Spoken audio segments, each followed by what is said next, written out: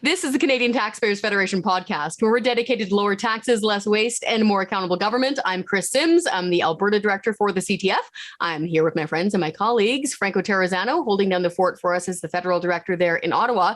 And Jay Goldberg, he's the Ontario director, but he's actually keeping an eye on the Atlantic provinces for us too.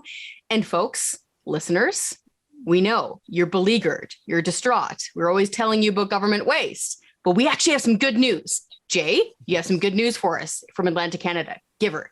I do. Nova Scotia Premier Tim Houston has decided that pigs are going to fly somewhere over the Atlantic, and he's taken a $11,000 pay cut. He says that now is not the time for high salaries for politicians, that he wants to stand in solidarity with Nova Scotians as they're facing high gas prices and high inflation. And so, yes, you heard it right. Tim Houston, $11,000 pay cut in his position as Premier of Nova Scotia.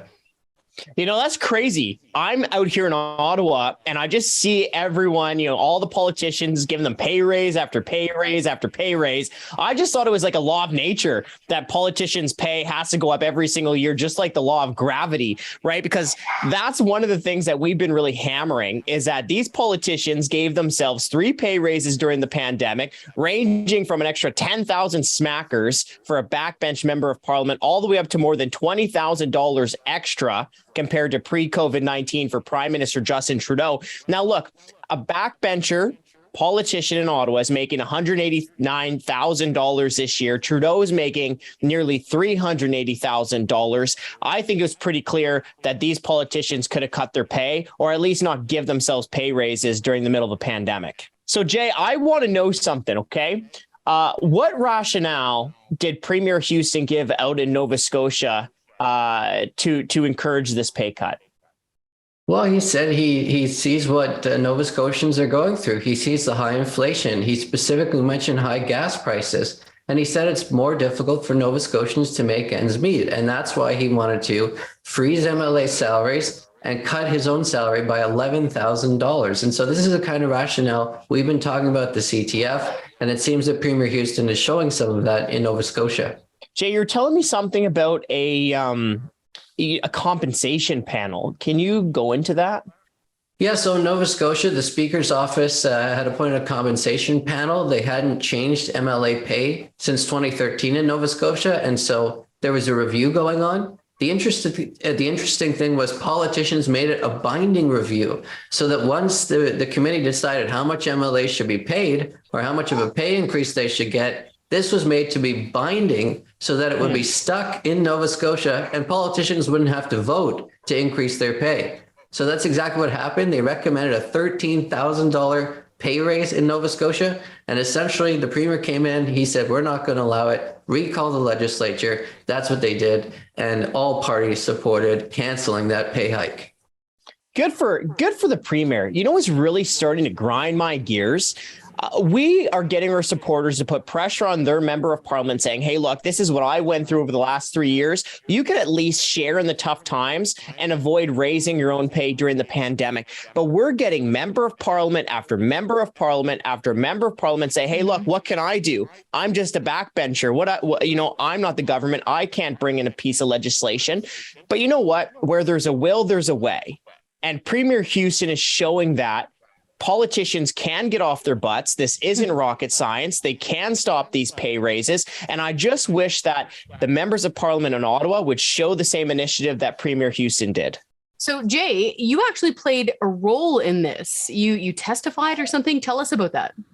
Yeah, so after we came out in support of Premier Tim Houston's move to recall the legislature, freeze the pay for MLAs, and cut the Premier's salary, I was invited to appear before a committee at the Nova Scotia legislature virtually, where I not only said that this is a good move and they should vote for it, but I also said that we're going to face major problems in Nova Scotia with bracket creep because they don't adjust their tax brackets with inflation. So this is going to be a huge tax hike for Nova Scotians, people in PEI and Alberta also. And all parties agreed with me when I said that. So we're really hoping that not only should MLA show solidarity with Nova Scotians by not taking a pay hike and Premier Houston taking a pay cut, but they need to go further and they need to make sure that people get adjustments in their income taxes based on the cost of living. We can't afford these automatic pay tax hikes. Well, we can't afford the automatic pay hikes either for politicians.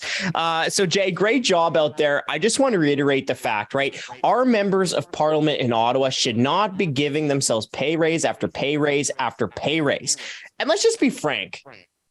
Politicians can afford to take a pay cut here, okay? Jay sent me some of these stats before this interview, so I just want to read them off to you. The median income in Canada is $75,000. MLAs in Nova Scotia make $89,000. Members of Parliament, just your backbencher collecting dust, makes $189,000. Prime Minister Justin Trudeau makes $379,000. So you can't tell me that these politicians couldn't afford a pay cut. Remember, in New Zealand, almost immediately, their prime minister stood up and said, I'm going to take a 20% cut. She said that her top bureaucrats, her ministers were also going to take a 20% cut. And that's what we should be seeing here in Canada. Hi, I'm Scott Hennig, President of the Canadian Taxpayers Federation. If you've got another minute, I'd like to ask you to think about the one person you know that would really enjoy listening to this podcast. Do us a favor and do them a favor and send them a quick note to let them know about it. At the Canadian Taxpayers Federation, we believe there is power in numbers.